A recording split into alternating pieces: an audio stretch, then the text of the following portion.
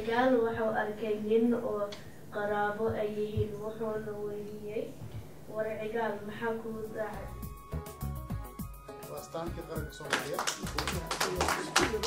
I know that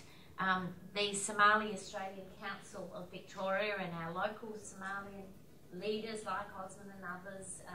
work in close partnership with organisations to make sure that the unique and special needs of the Somalians who come here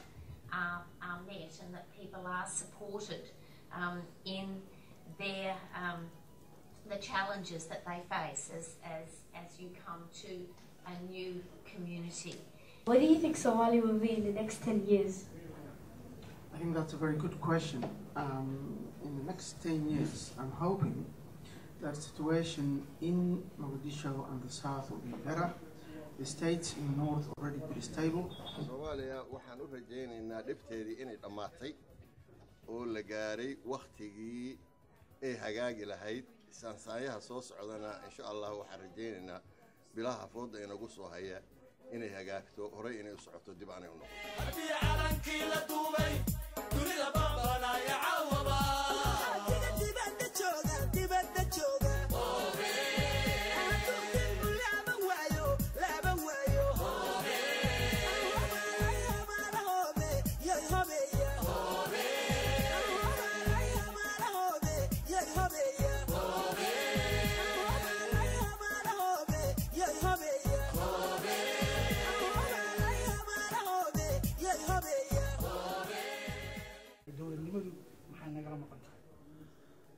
dowladnimadu waxay kala maqan tahay waxa waay horta sharaftaadii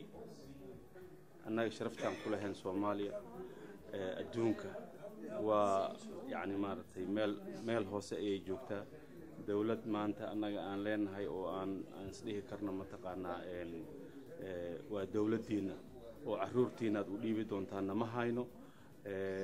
dawladihii daraskana la ahaana waad aragtay sida ay maanta ay يعني فرقلين أي نوجو هايان تاسنا وحق سبب الدولة الآن تماشي كجرتا أنا واجا نجوجني سوماليا وحي أهيد ودن ككلية أفريقيا وحوق بدن حق ميليتري. On behalf of the entire Somali community in Victoria, let me warmly welcome every one of you to our celebration of Somali National Day. This year we are celebrating for our 50 years of independence. Period to the Independence Day, the Somali people suffer atrocities and humiliation from the colonial powers. The Somali people have enjoyed stability and economic prosperity more than 10 years. But unfortunately, in the last 20 years, the Somali people have been suffering civil war. Millions of Somalis were displaced without food and shelter. Lack of security has increased the suffering of the Somali people to a point where they are helpless and despair and felt that they have been abandoned by the international community. ninka ay markaas weydiyay muxuu ahaa bahalku agaal ba ku jawaabay waa subxaaniyo umaha subxaaniyo ayaa wax dhintay ayuu ninka weydiyay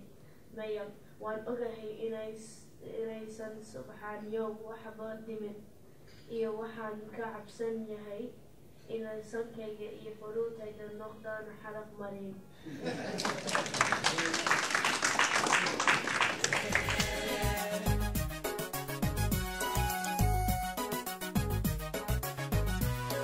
Olow dulmigiyo xumaanta balaayada naga dulqaado alow dalka noo hagaaji alow dulmigiyo xumaanta balaayada naga dulqaado alow dalka noo hagaaji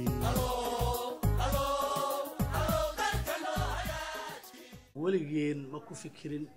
Australia tagaysan inta Soomaaliya wanaagsaneed maanta halkaan baan joognaa wax dhibaato kuma qabno laakiin 20 sano dalka ka maqanahay waxa waaye 10 sano soo sanadka soo socdaan anigu aan dhihi lahaa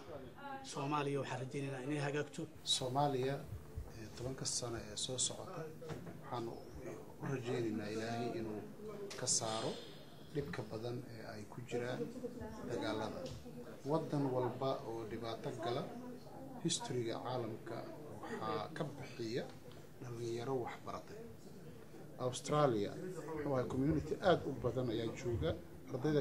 ka baxda jaamacadahaasi waxaan rajaynayaa inay noqoto iftiin mustaqbalka Soomaaliya kaas oo kaliya ayaana looga bixi karaa ilaa waxana haysta waa jahli iyo aqoon la'aan